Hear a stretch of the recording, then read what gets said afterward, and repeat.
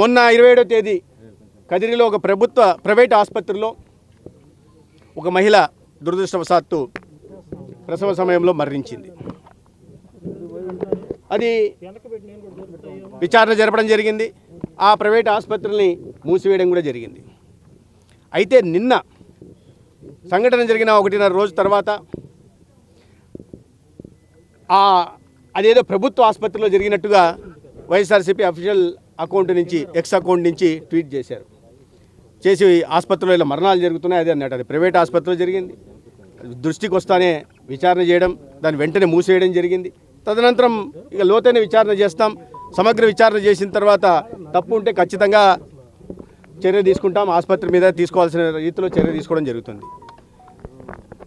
కానీ ఏదో దానికి చంద్రబాబు నాయుడు గారి అంటగట్టి, ఆరోగ్య శాఖ మంత్రికి అంటగట్టి రాష్ట్రంలో ఆరోగ్య వ్యవస్థ అంతా చిన్నాభిన్నమైన అన్నట్టుగా ఇది చేశారు.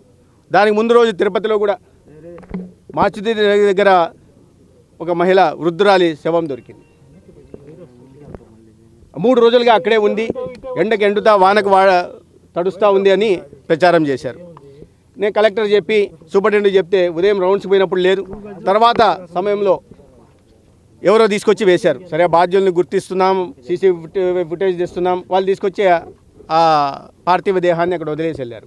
దాన్ని వేరే రకంగా చేసే ప్రయత్నం. అంటే కేవలం ఈ రకంగా చిన్న చిన్న విషయాల్ని పెద్దదిగా చూపించి వాళ్ళే వీని వెనకాల ప్రేరేపించి ఆ చేసిన తర్వాత దాన్ని ఎక్కడో వీడియోలో తీసి దాని తర్వాత వాళ్ళ అఫీషియల్ హ్యాండిల్స్లో పెట్టి దాని తర్వాత వాళ్ళ పార్టీ నాయకులు కానీ లేదా స్వయంగా జగన్మోహన్ రెడ్డి గారు కానీ దానికి ఏదో అది వాస్తవం అన్న రీతిలో ప్రజల్లోకి తీసుకెళ్లే ప్రయత్నం చేస్తున్నారు. ఇది ప్రజాస్వామ్యంలో మంచిది కాదు.